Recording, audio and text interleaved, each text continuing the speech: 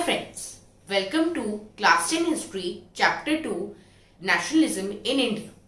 In the first chapter, we studied about nationalism in Europe. We learned that nationalism in Europe was associated with the formation of nation states. But how did nationalism emerge in our country India? In this chapter, we shall find it out. In India, the growth of nationalism is connected with the anti-colonial movement. So as you know that before 1947, India was a colony under the British. The people began discovering their unity in the process of struggle against colonialism.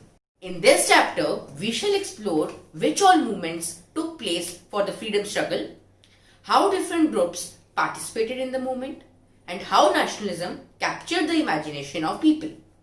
So I have divided this chapter into 4 parts. In this first video, we have already discussed the introduction, and now we shall discuss the First World War and nationalism. And also, we shall discuss the arrival of Mohandas Karamchand Gandhi. In second video, we shall discuss about the non-cooperation movement and different strands within it. In the third video, we shall discuss about the civil disobedience movement and its result. While in the fourth video, we shall discuss the sense of collective belongingness among the people. So let's start with the first topic, that is the First World War.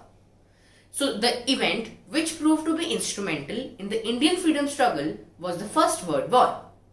In 1914, the First World War broke out.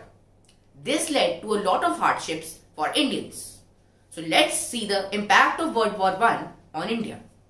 This created a lot of economic problems, political problems, and led to famines and epidemics. Let's analyze them one by one. First, economic problems. So the war led to increase in defense expenditure of Britain. This was financed by increasing the taxes in India. So obviously, when the expenditure of Britain has increased, then this was financed by increasing the taxes in India. And hence, custom duties were increased and income tax was introduced in India. And due to all these taxes, till 1918, the prices of goods had doubled, which led to a lot of problems for the people. Second, political problems. So Indians were forced to join the war and fight for the British. The villages were called upon to supply soldiers to the British.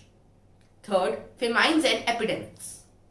In 1918 to 1919 and 1920 to 1921, the crops failed in many parts of India. There was acute food shortage resulting in famine. This was accompanied by influenza epidemic. In 1921, 12 to 13 million people perished. Perished means died. So during the First World War, 12 to 13 million people had died due to all these famines and epidemics. All these problems set the stage for freedom struggle. And now there was the entry of a famous personality, that is Mohandas Karamchand Gandhi. Mahatma Gandhi returned from South Africa to India in 1915. In South Africa, he had introduced the idea of satyagraha. So what is satyagraha? This emphasizes the power of truth, battle without being aggressive, and a non-violent struggle. So basically, satyagraha means non-violence. And Gandhiji organized 3 satyagraha movements. Let's learn about them.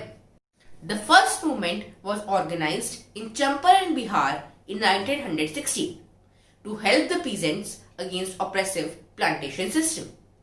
The second movement was organized in 1917 in Kheda, Gujarat. So in Kheda, the peasants were not able to pay revenue due to crop failure, and they demanded relaxation of revenue collection, and hence Gandhiji helped them in this movement. While the third movement was in Ahmedabad in 1918 to help the cotton mill workers get their rights. So in this way, 3 movements were organized in consecutive years. In 1916 in Champaran, 1917 in Kheda, and in 1918 in Ahmedabad. Now let's discuss about the Rollet Act. This was passed in 1990. It gave the government enormous powers to repress political activities and allowed detention of political prisoners without trial. Mahatma Gandhi wanted a non-violent civil disobedience against unjust laws. How? For this, rallies were organized, workers went on strike, and shops were closed down. Now, when all these satyagrahas were being organized, let's see how the British reacted against these movements. So the local leaders were picked up by the police in Amritsar. Mahatma Gandhi was banned from entering the city of Delhi.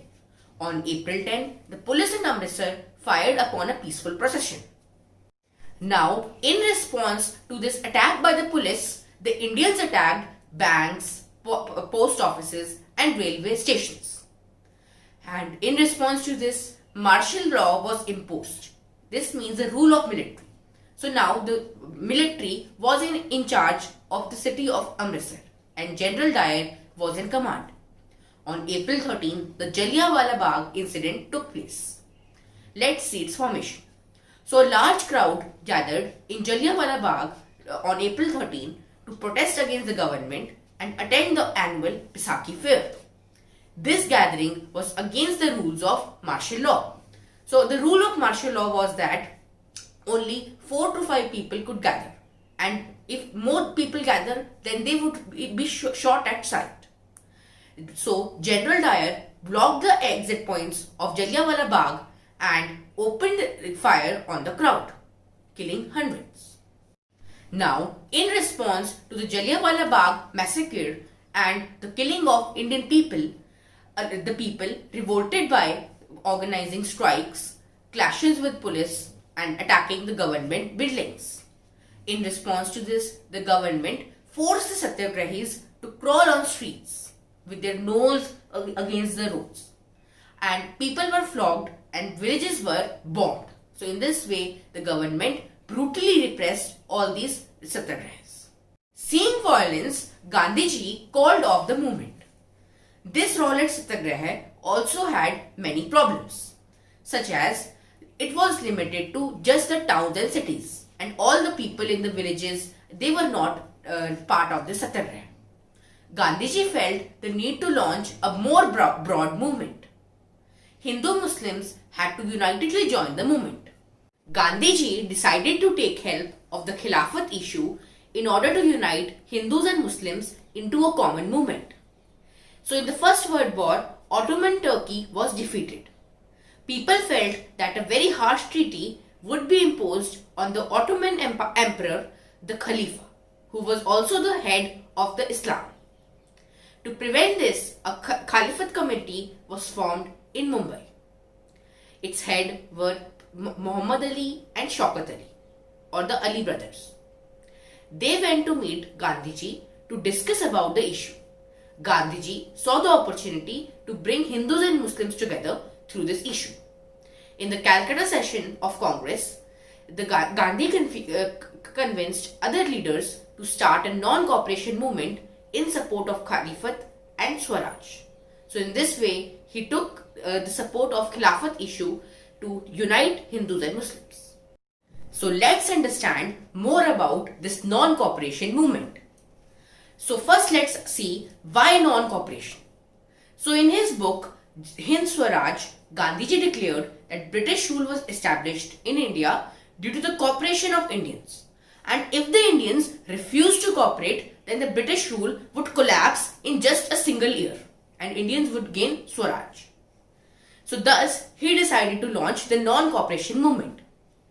And Gandhiji planned that this movement should unfold in stages. In the stage 1, there should be surrender of government titles, boycott of civil services, army, police, courts, legal services and foreign goods. While in the stage 2, a full disobedience campaign should be launched and Mahatma Gandhi and Shaukat Ali toured extensively to mobilize support for this non-cooperation movement. And this movement was renamed as Non-Cooperation Khilafat Movement. In the next video, we shall discuss how this movement unfolded and which people participated in it and what was its result. So stay tuned.